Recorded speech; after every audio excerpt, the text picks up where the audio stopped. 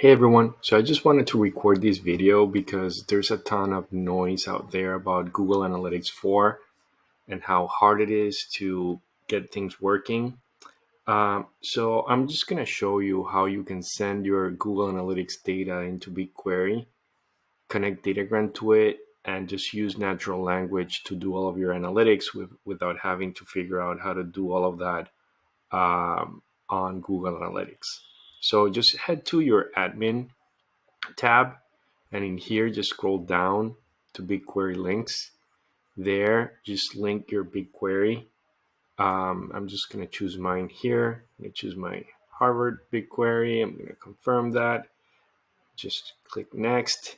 And in here, I'm just going to hit daily because streaming is only available for if billing is enabled, and user data just daily. I'm going to click next here. I'm not sure why this is not submit. Sorry, I didn't hit submit. So that was it. Now in Google Cloud, you need to go here to the menu, tap on APIs, enable API and services. And here you just need to click on enable APIs and services.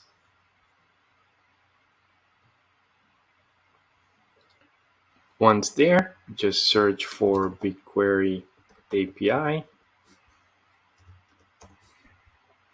and just tap on it, and you'll see that in my case it's enabled. Great. Now in here we need to go to manage, and we need to create a service account. So what we're going to do is we're going to click on credentials. Then in credentials we're going to go to manage services.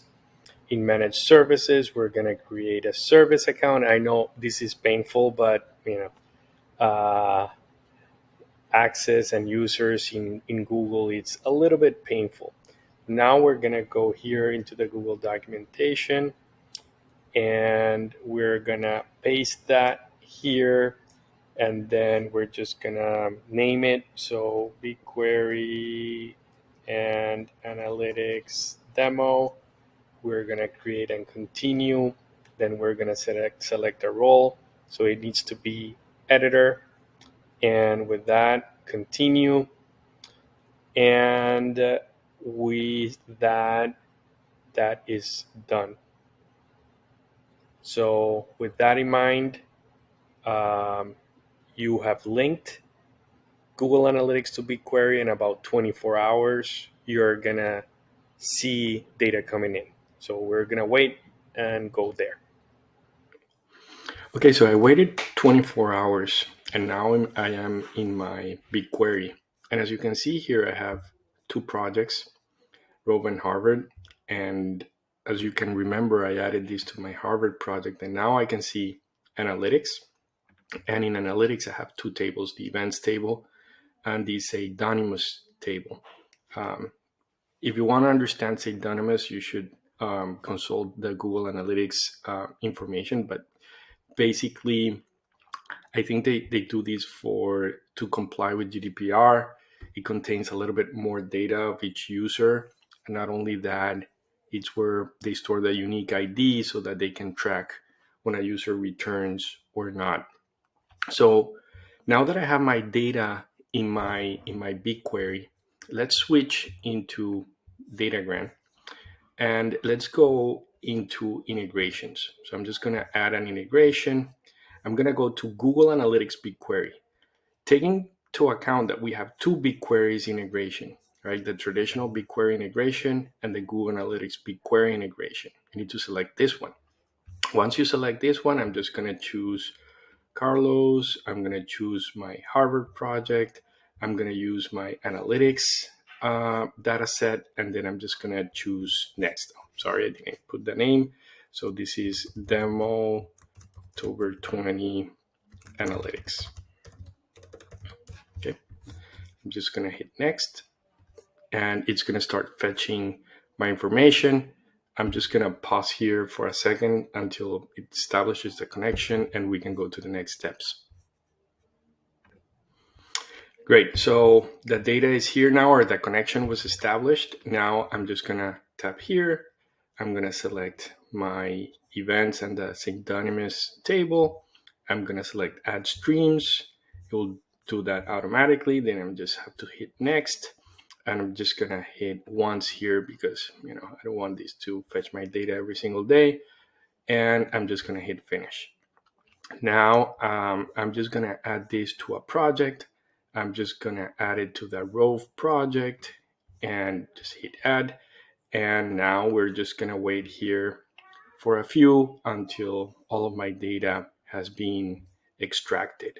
You can just check all the time, like from extractions to summary, what's to see what's going on. But I'll just wait for a bit because it's a lot of data and go from there. All right, so the integration finished. If I scroll down here, you're going to see that I have my amount of rows in the events table and the amount of rows in the pseudonymous table. If I go back here to summary, you're going to see my summary with the amount of data that I've brought over the different periods of time. So let's go back to the workspace, and I'm just going to go to my project. I'm going to create a new pipeline. I will drag and drop my integration. I will drag and drop Jedi, and I'll just connect it here.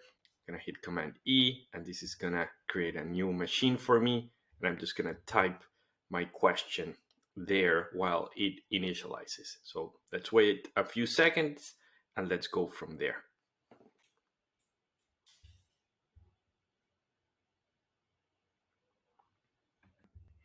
Perfect. It finished creating the machine for me. And here's the question that I want to ask. I want a table with the total count of upload single image events per month. Get the event from the event name column. Okay. And one of the things that I want is that I want the month in datetime format. I just don't want whatever JSON this is going to throw me. Once we finish this and we get an output, I'm going to show you how this data looks raw, because I want you to see how BigQuery brings this data, which is just crazy how hard it is to explore. And the amazing thing is that Jedi is able to infer all of this and just generate the result. So let's wait a few seconds and hopefully, oh, there it is, faster than I thought. So here we have September, here we have October, 5 events, and then 20 events. And I can just click on expand reasoning, and you're going to see the code that it did here. Let's go. I mentioned that I just wanted to show you how these data comes in raw state. So let me just connect the SQL here so that you can take a look at that. So if I just run this as it is, I'm just going to hit run query. You're going to get an idea how this looks like. So take a look.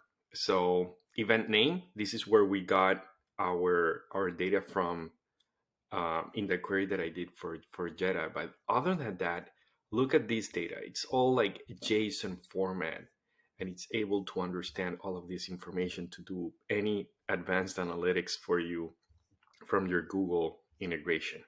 And the way it does it is Datagram passes all of these schema and a sample row to Jedi so that it understands all the context. So hopefully you liked it. You can do a ton of stuff after this. So for example, you can create charts. You can send the output to Intercom, Salesforce, or wherever you need your analysis in. So a ton of things that you can do after you do this analysis. Hope you like it, and let us know if you have any feedback.